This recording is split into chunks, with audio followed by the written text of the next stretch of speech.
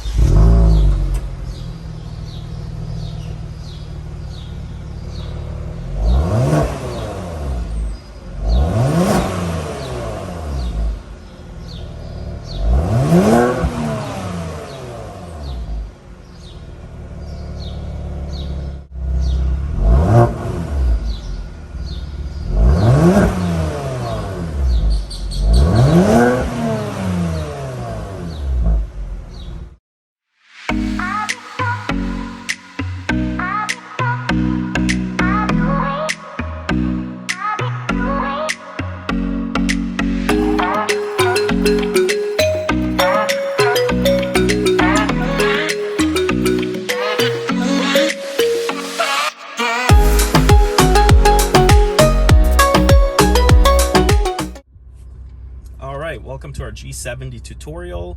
My name is Eitan and I'll be guiding you through all of this today. So let's get started. All right, so this is the home screen layout. As you can see, we have a much larger screen than previously in the G70. Now, of course, it is also touchscreen. You have quite a bunch of icons and things to choose from over here. So let's start one by one. And this is going to be a little bit of a quicker tutorial because I'm sure most of us are a little bit more familiar with the G70 at this point, and we've also seen the GV80 tutorial that we've done. So with that being said, let's get started. The map icon right here. If we give that a click, we have our map. Now, of course, you can also drag your map to go wherever you want to go. And you can also change the orientation of the map. Now, if you see right here, there we go. Now we're facing north is up. Now it's facing forward. So wherever forward is, that's up. And if we click that again, we're back to 3D view.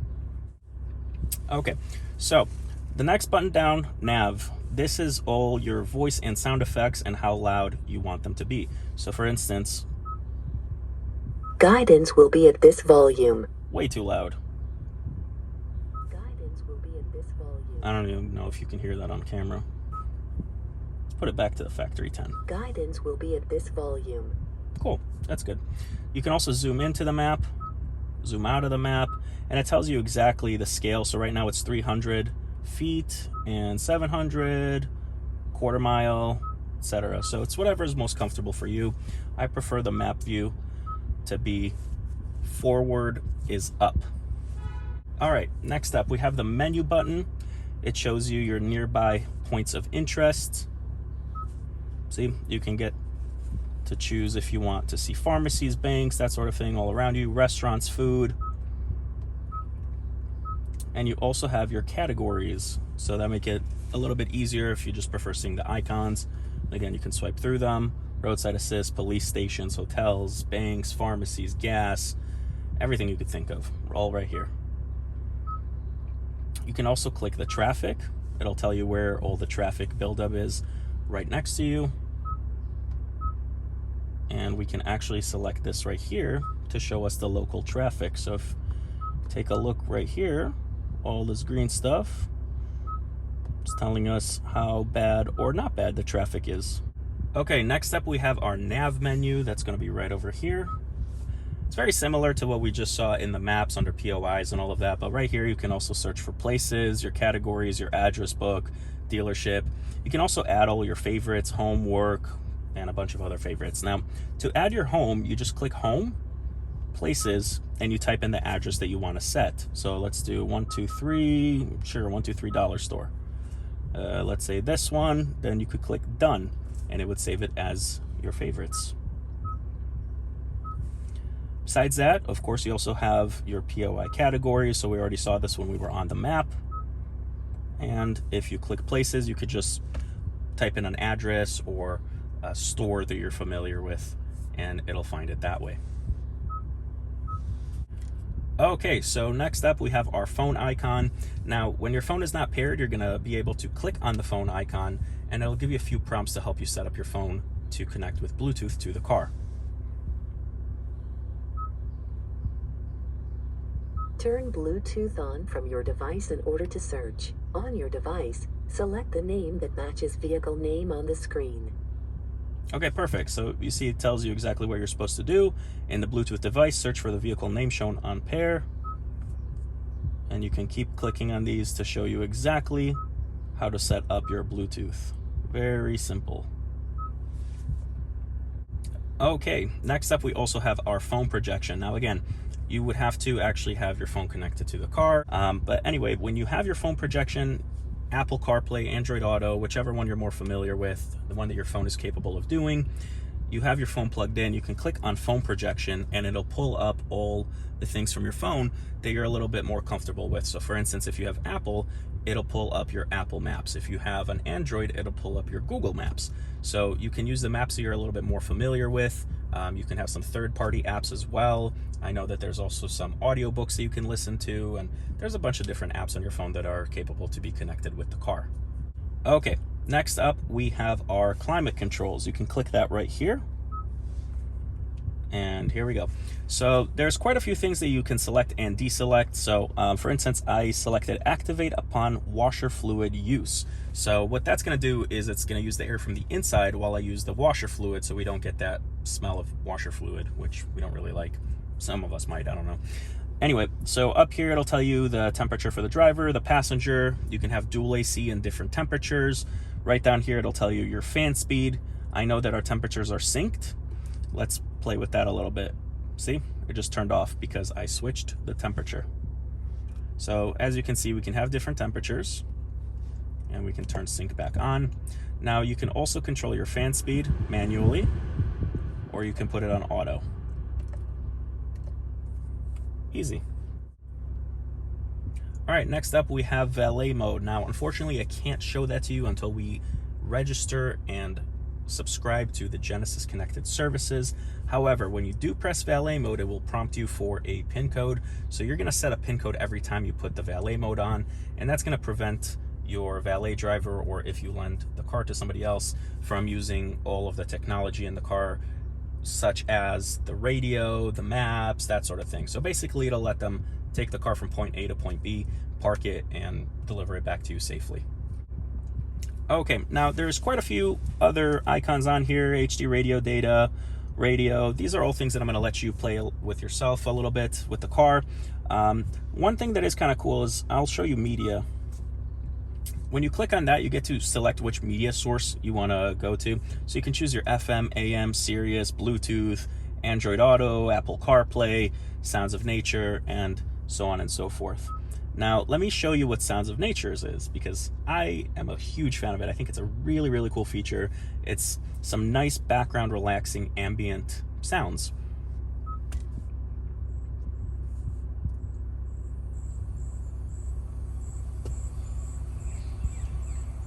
So we have the lively forest.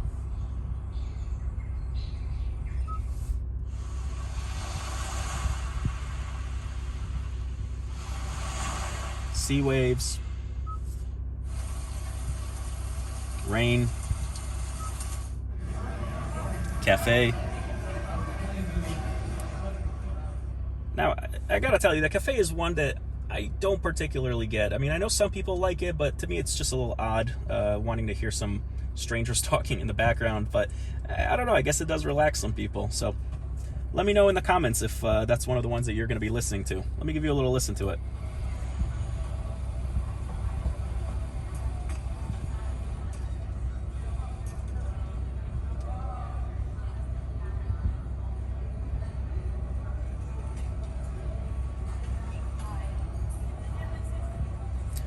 All right, we also have the warm fireplace.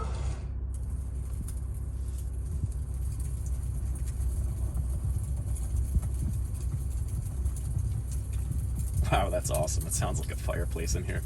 And lastly, we have the Snowy Village.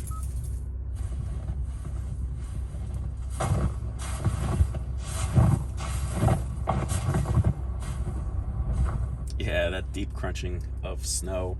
So I'm originally from Chicago, so that's quite a familiar, nostalgic sound to me.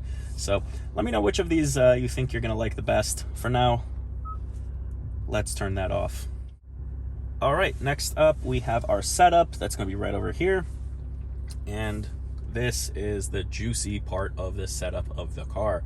There's a lot of information here. So let's start off with vehicle.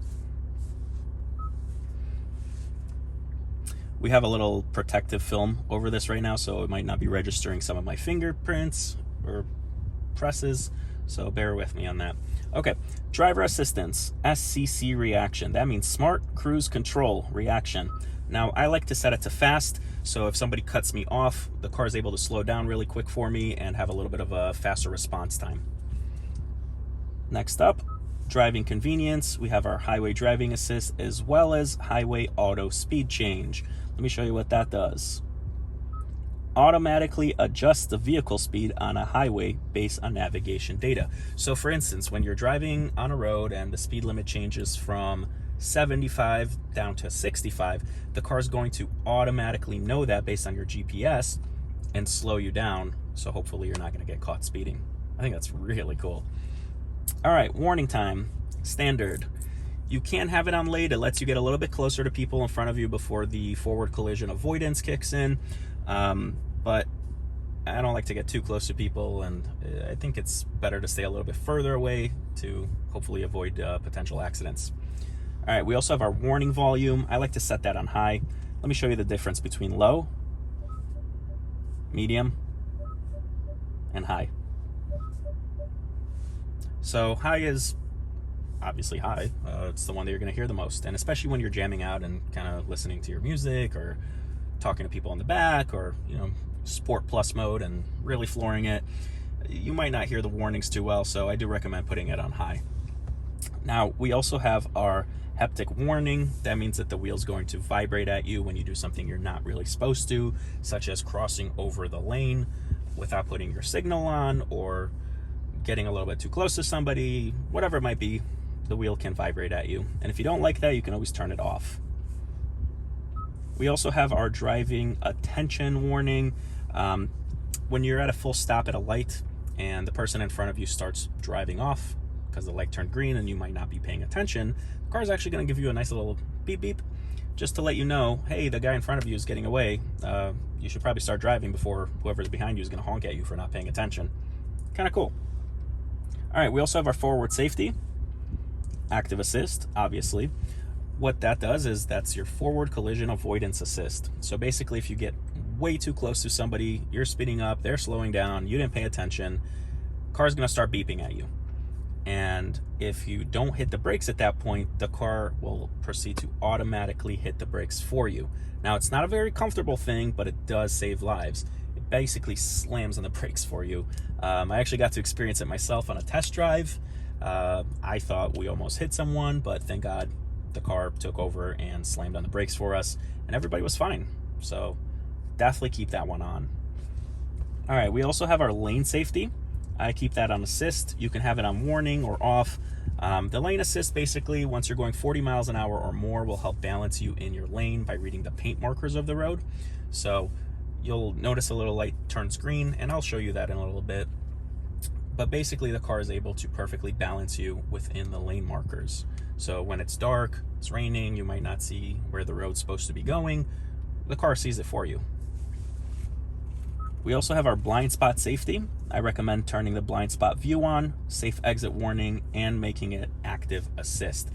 Now, active assist, if somebody is in your blind spot and you didn't see them, you put your signal on, you didn't notice that little light in the mirror, you didn't notice the beeping, didn't notice the vibrating, well, you try to merge anyway, the car is actually going to try to take you back into your lane so you don't crash into the guy next to you.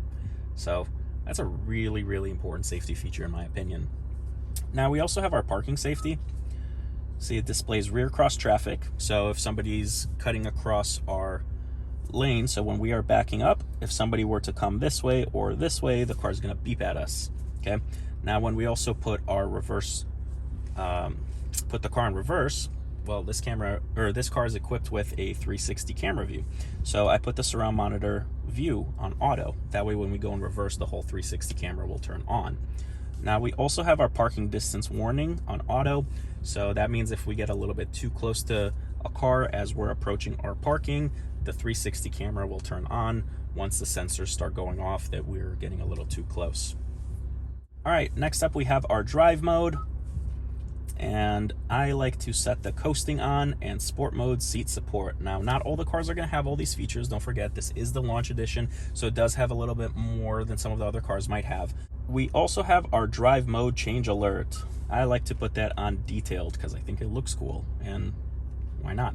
You can always turn it off, but I don't know, I think it looks kind of cool. Our custom mode, right now we have the powertrain set for eco, and let me explain something about that.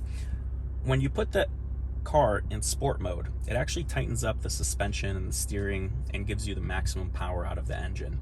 Now you also have a custom mode, so if you don't like the tight feel of sport mode but you want all the power out of the engine, you can put the engine on sport but everything else on comfort. Or for instance, let's say you do like the tight steering and suspension but you don't want to be burning as much gas as you normally would with sport, you could set the steering to sport or sport plus. Kind of cool, gives you a much tighter feel, but we have the powertrain on eco, so that way we're not burning all the gas. Next up, we have our active sound design. And what does that mean? That means how much we hear the engine. So some people prefer a little bit of a quieter ride, some people want it just normal to hear a little bit of the engine. Personally, strong. I want to hear all that engine roaring. All right, next we also have the heads-up display. Now, the heads-up display is going to be projected onto your windshield, and it's going to give you the miles per hour if someone's in your blind spot. Here, let me show you under content selection. You can actually enable all of the different things that you want to see on your heads-up display. So you can have your GPS turn-by-turn, traffic signs, again, like I said, the blind spot, the radio, and all of that sort of thing. You can also adjust your display. I like to keep it on maximum brightness. You can rotate it, so if it doesn't seem level because you're sitting too high or too low, you can adjust the tilt of it, and you can also make it go higher or lower. Okay, cluster. This is where you can set your welcome sound on and off. I like it. It's a fun little jingle when you get in and out of the car. You can also set your service interval. You can do that right there, and the car will automatically let you know when it needs an oil change and all of that stuff. Content selection, you can choose to display all of these things, so that way when you are driving, the car will actually be able to show you the traffic signs on your dash, the blind spot view, if you live in an icy, snowy kind of place, icy road warning, wiper lights display. That's when you put the lights on and your wipers, it'll actually show you on your dash what setting you're on, which is kind of cool, so you never have to guess, are my lights on, are my wipers off, that sort of thing. Okay, we're gonna click on climate just to show you what it looks like. It's not really something you're gonna be playing with, to be honest. Seat position change alert. Let me show you what this does. When you move your chair, it's actually going to show you right over here exactly what you're doing. You might be pressing a button and not know exactly what it's supposed to be doing, so here's what it does. See, going backwards, going forwards, tilting the chair. We also have the leg extension and the side bolsters, as well as the lumbar support, going forward and backwards or going upwards and downwards. Kind of cool. Next up, we have lights.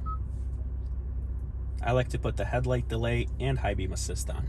The headlight delay, basically when you turn the car off, the lights will stay on for a few seconds just to illuminate your way into your driveway or into your house, so you're not totally in the dark when you're trying to unlock your door. The high beam assist, when you're driving on a road, let's say it's a dark country road and you put your high beams on and there's no one for miles, your high beams are going to stay on. Then once somebody starts approaching your vehicle and it detects another light source, it'll temporarily shut down the high beams so not to blind them, and once that person passes you, it'll turn the high beams back on. Now we also have our one touch turn signal. I like to set it for 5 flashes. You can set it to 3, 5, or 7. In my opinion, 3 is a little too quick to change lanes. 7, it's a little too long. I find 5 to be the perfect sweet spot. Okay, we also have our door, and there are quite a few settings here. So let me explain these. So auto lock, when you shift from park, that's how I normally like to set it. So when you shift into gear, it'll lock the doors. When you put the car in park, it'll unlock the doors. The 2 press to unlock though, what does that mean? When you press the button on the remote to unlock the car once, if this is selected and you unlock the car once, it'll only open the driver's door while the remaining doors stay locked. And to open the rest of the doors, you would have to press the unlock button a second time. Now, if this is more of a family car, you like having people come in and out, or you're not concerned for your safety or the area around you, you're gonna leave the 2 press to unlock off. So that way when you press unlock one time, it'll unlock the entire car. The smart trunk. When the car is locked and you have left the perimeter and proximity of the car for quite a while, and you come back, you stand behind the trunk with the keys on you, and after a few seconds, the trunk will unlock and pop open. Now, I suggest keeping that feature off until you know that you need to use it, because if you're not the fastest of walkers, by the time that you walk from the back of the car to the front of the car, it might pop open. So I do recommend keeping that off. You also have your digital key. So some Androids and certain phones are capable of having the digital key, which you can load the key onto your phone and use that to drive the car with. You can also order one of these credit card looking things from Genesis and use that where the wireless charging spot is as another key to the car in case you lost yours or the battery died or whatever it might be. So that's a pretty cool thing. So if you can find one, get one. All right, convenience. I deselected rear occupant alert because we don't really drive with people in the back too often.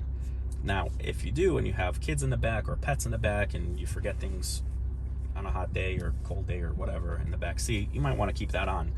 What that does is when you turn the car off, it'll let you know, hey, make sure you check the back seat so you didn't forget your small child or pet or, you know, birthday cake or whatever it is. Welcome light. As you approach the car, the lights within the door handles will turn on and the mirrors will actually open up in this vehicle. The mirrors do fold by themselves, so it's kind of cool. That's how you know that it is in fact your car. And wireless charging system, of course you want to enable that. I don't know why you would not want wireless charging. All right, that finishes vehicle. Next up, we have navigation setup. Okay, so I always click auto recenter map. When we're using the GPS and we might click on the radio, for instance, or some other application, we don't want to be fumbling around with the buttons and figuring out where everything is in order to click the map button again. So I click auto recenter map and return to map after 20 seconds. So the map will automatically go to where it was if you dragged and dropped it somewhere else or move the view around. And after 20 seconds of not being on the map while using the GPS, it'll take you back into it. Under information, I always like to select show vehicle speed. That way when you have the map up, right up here somewhere, it'll show you the speed that you're currently going. It can also show you the speed limits and detailed guidance view.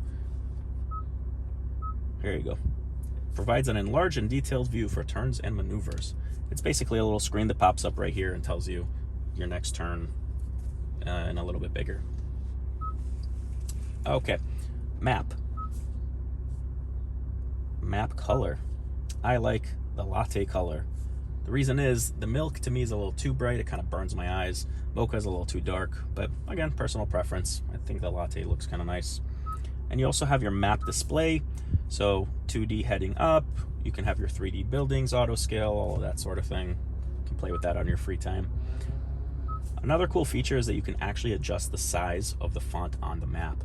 So we have it set for standard. You could set it for large if you need glasses or if you're not seeing that well, then you can make things a little bit easier to see while you're using the GPS.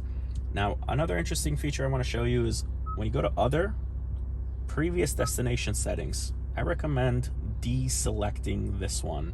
Show previous destinations after nav startup. The reason being is you might have the car navigating you home.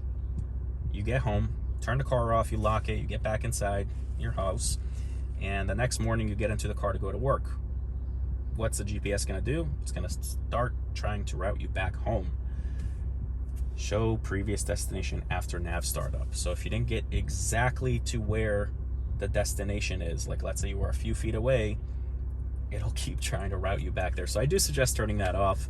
It's a feature that I'm not a huge fan of, but some people like it.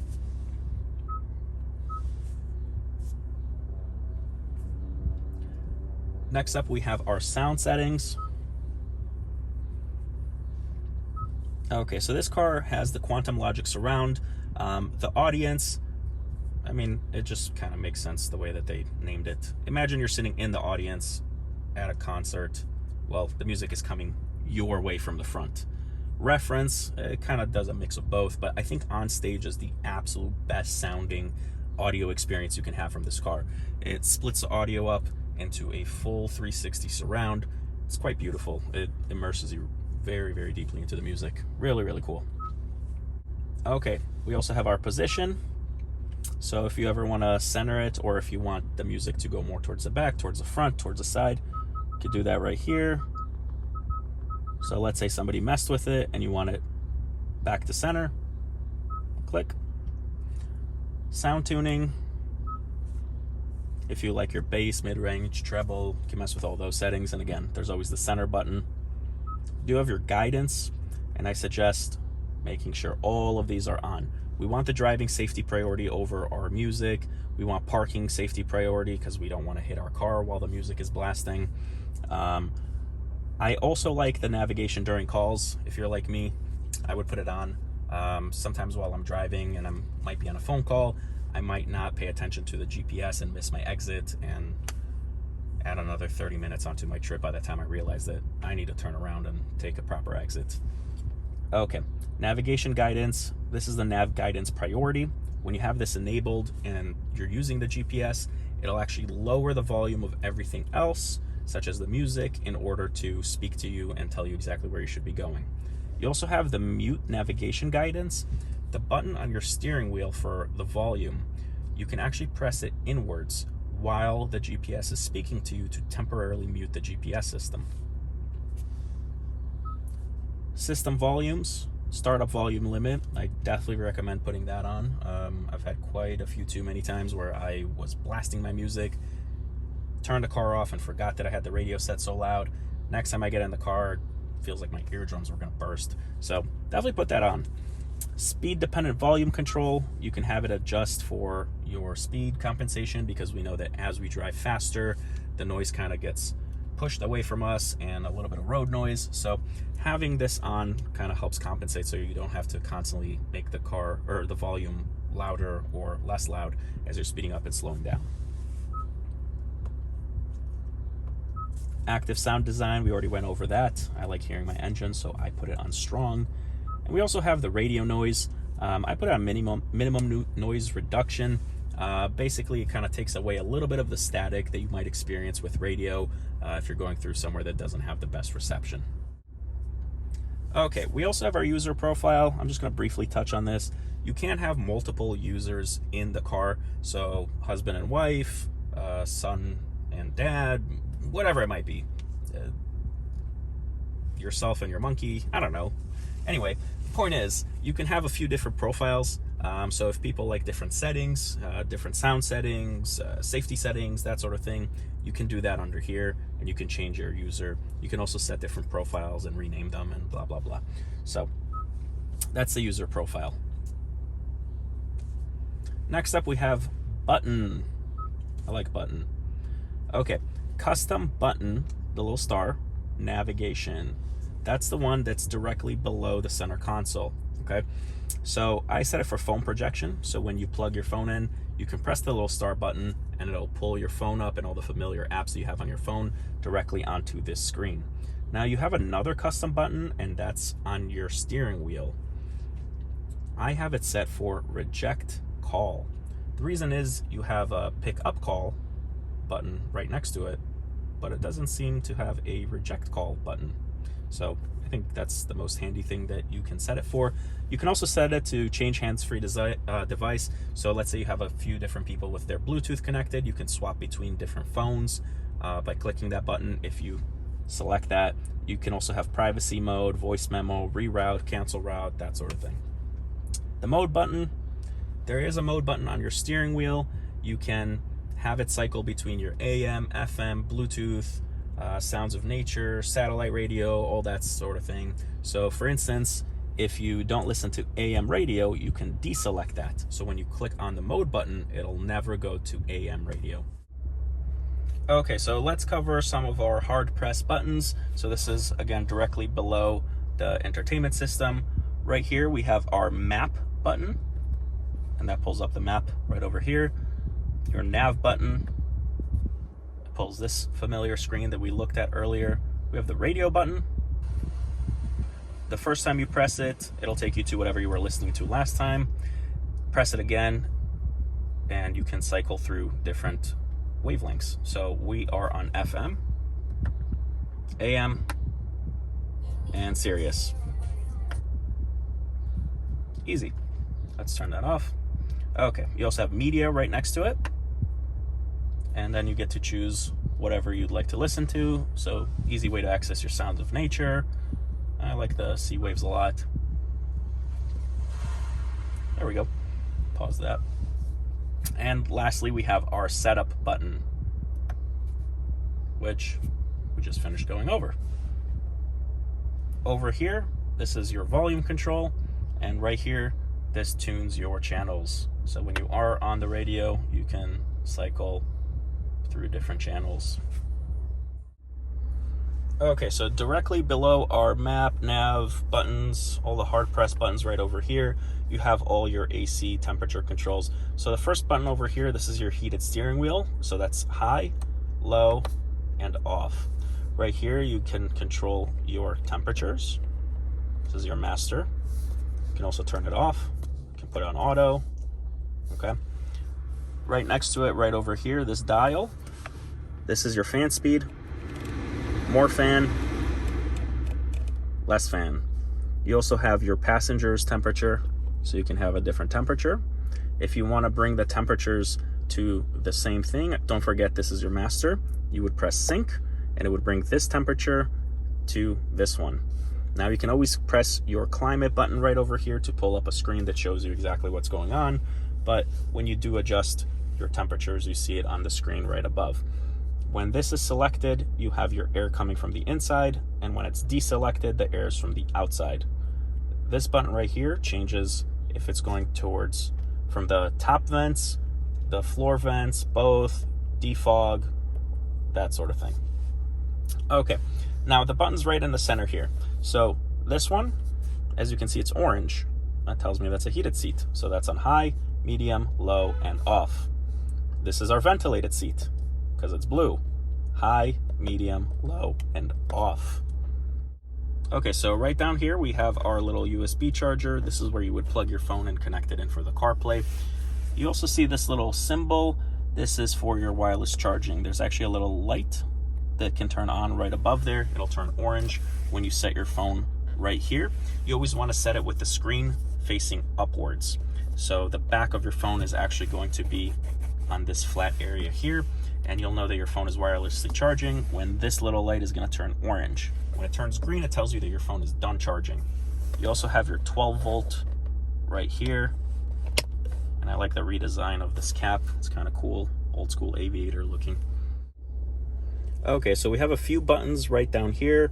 This is our shifter knob, so everything behind it we're going to go over right now. This button, when it's lit up, it's your parking sensors. If you turn that off, when you get too close to something, the car will not beep at you, so make sure that's on. We also have our auto hold button right here. Auto hold is when you come to a full stop and you have auto hold enabled. You'll see it on your dash. It'll turn green, and that means you can take your foot off the brakes. This is your traction control button right over here. We also have our electronic parking brake. When you pull it up, that means that you're putting your electronic handbrake on. When you want to take it off, you have to make sure that you put your foot on the brakes. Again, very important, put your foot on the brakes and press That's how you take the handbrake off. And of course, we also have our different drive modes. You can rotate them to cycle through your drive modes, which I'll show you in a moment. And lastly, we have our camera button. So let's turn that on, and look at that. That's our backup camera, and we have our 360 camera view right here. Okay, so let's show you the different drive modes that we have. We have Eco, Comfort, Sport, Sport Plus, and Custom. Okay, so we have our steering wheel right here in front of us. Let's go over some of these buttons. Right up here, we have our voice command button. When you click it, you'll be prompted to tell the car exactly what you're trying to accomplish. For instance, navigate home, lower the radio, that sort of thing. You also have your mode button, which we touched about earlier, which you can cycle through your AM, FM, Bluetooth, all of that stuff. So whichever you don't want to have it go through, you can deselect on the settings, and then that way when you click mode, it'll only take you through the sounds that you want to be going through. Right down here, this picks up the phone call. See how it looks like a little phone? Makes perfect sense. We also have our star button right here. This is the custom button that I set for reject phone call. Now over here you have your volume control. You can scroll up or down to raise or lower the volume. You can also press it inwards to mute the volume or mute the GPS temporarily. Right here, you can cycle through your favorites. If you press up or down, it'll go through your radio favorites. Now on the right side of the wheel, we have our menu button, which I will show you what it does last. This is your cruise control button. So once you get up to speed, you can click this button to lock in the speed that you are currently going. Now, this button right here slows you down or speeds you up. When you do come to a full stop, you can press it upwards to resume your cruise, okay? This button right here, when you're in the cruise already and you want to adjust how many car distances you're maintaining between the person in front of you, you can press this button and you'll go from 4 car distances to 3 to 2 to 1 and then back up to 4. So keep subtracting 1 until it can't subtract anymore and it goes right back up. This button right here, highly recommend you press it every time you get in the car. This is, for lack of better words, your steering assist. It's got an official name. Nobody remembers ever what it's called. Looks like a little steering wheel. So let's start a poll and suggest Genesis rename it to your steering assist. So anyway, I recommend pressing that. Okay, so this is a view of our dash.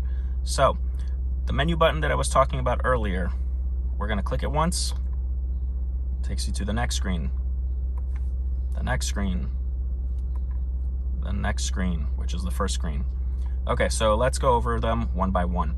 So under the first screen, I'm gonna take you back with me for just a moment. We also have this scroll knob, so you can scroll up and down. Let me show you what that does. Scrolling down, scrolling up, that's all through the action of this control right here. Okay, so this is the first screen that we have, our driving info. This will basically tell you your trip A and your miles per gallon. Let's go to the next one. Accumulated info. Again, it's kind of like your trip B. Your attention level. And I don't think anybody's looking at the car to tell you, hey, am I paying enough attention? Oh, I guess not. But it's there. Next one is our tire pressure. You do have to be driving to see your tire pressure.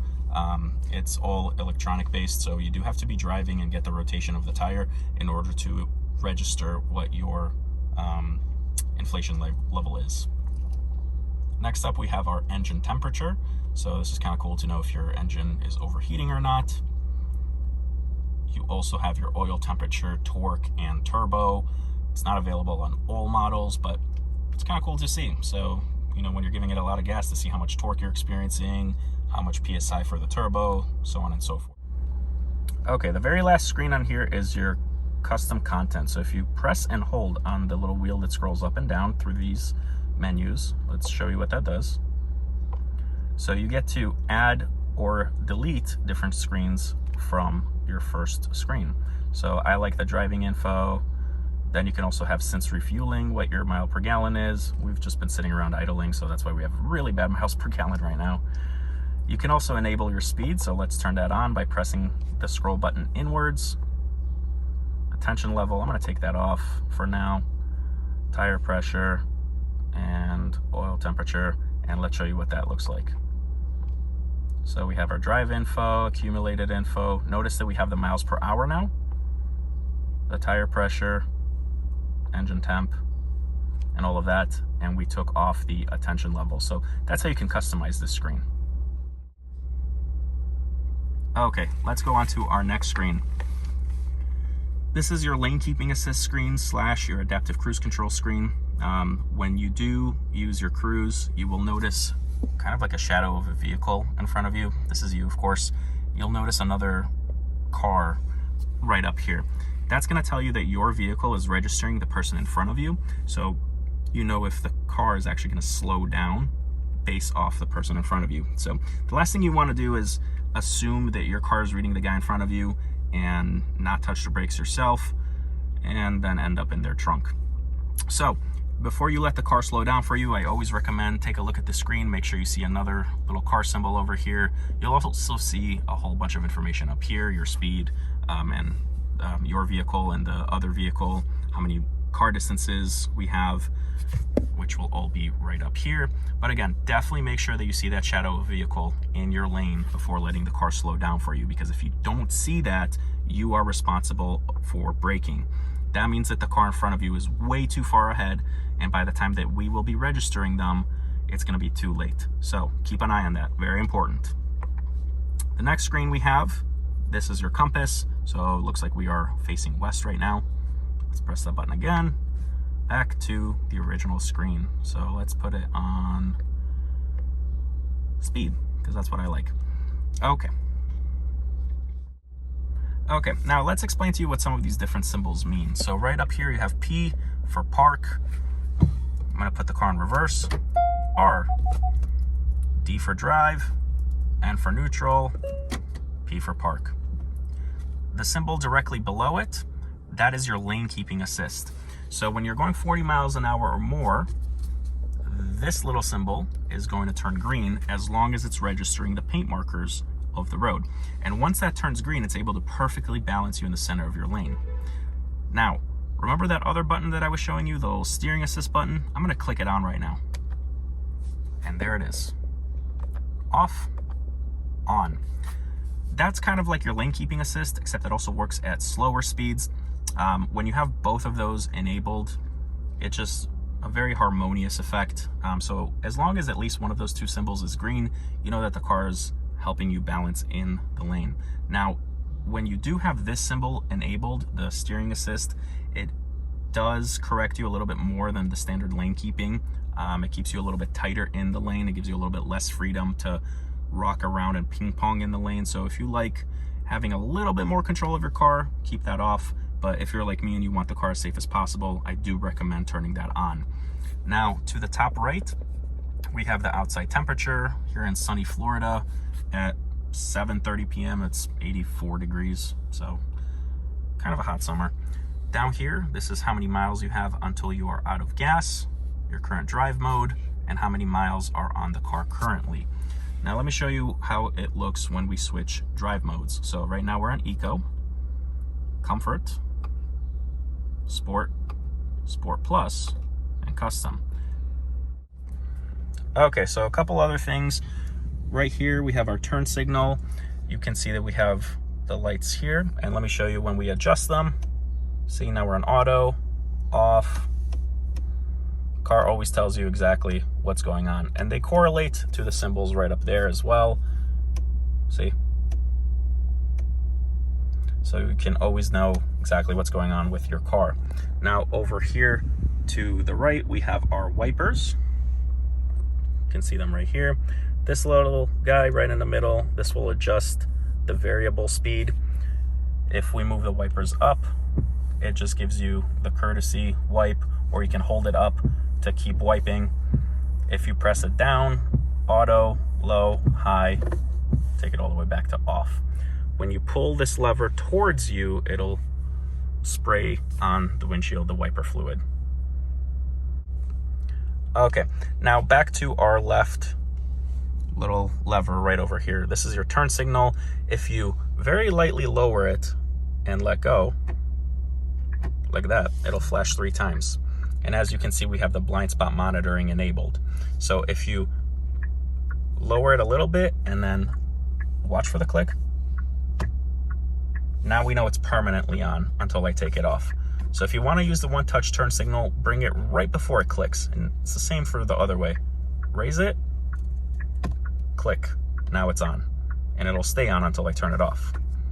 So, one-touch turn signal,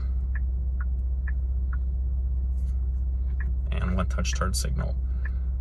So it's kind of cool that you get to see the different blind spots. So this is the blind spot to the right, and now it's the blind spot to the left. So it actually activates the cameras on the mirrors to not only show you the blind spot information on your mirrors by lighting up and beeping at you and all of that, you actually get to physically see who is in your blind spot.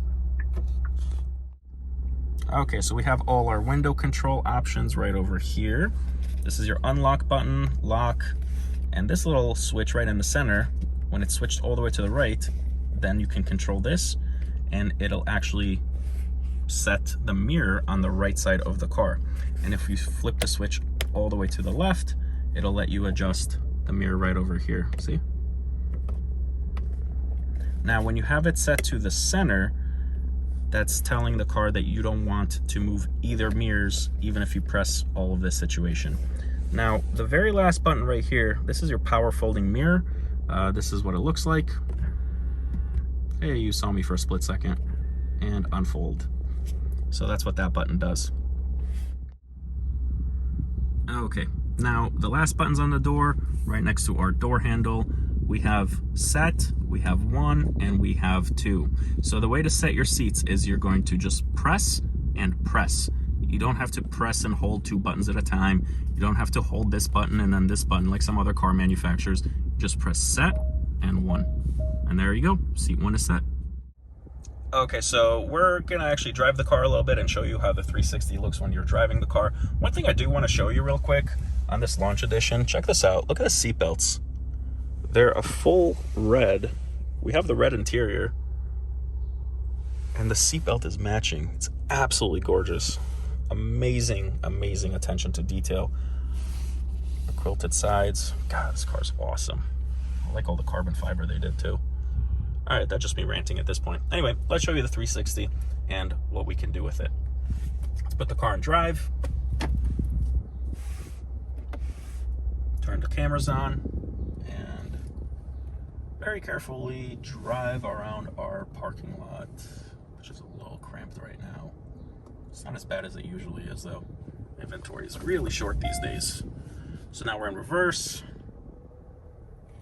You can see the nice G80 behind us, GV80. The G80's in front of me. There we go. Look at that.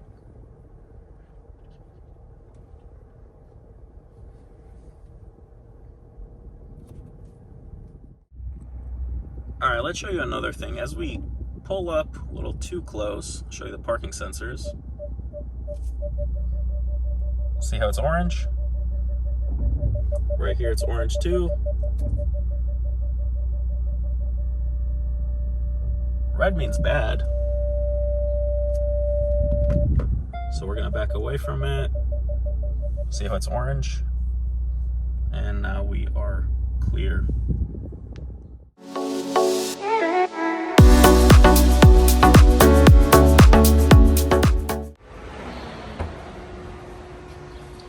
So thank you for joining us for that tutorial, guys. Again, this is the 2022 G70 launch edition.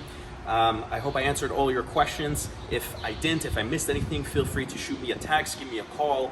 My cell phone information is going to be listed right down below in the description box, my email as well. If you're interested in procuring one of these vehicles, feel free to contact me as well. We have a variety of Genesis as well as other Hyundai products, and we do have a lot of other cars that we cover as well. So again, thank you guys so much for joining in and tuning into our video.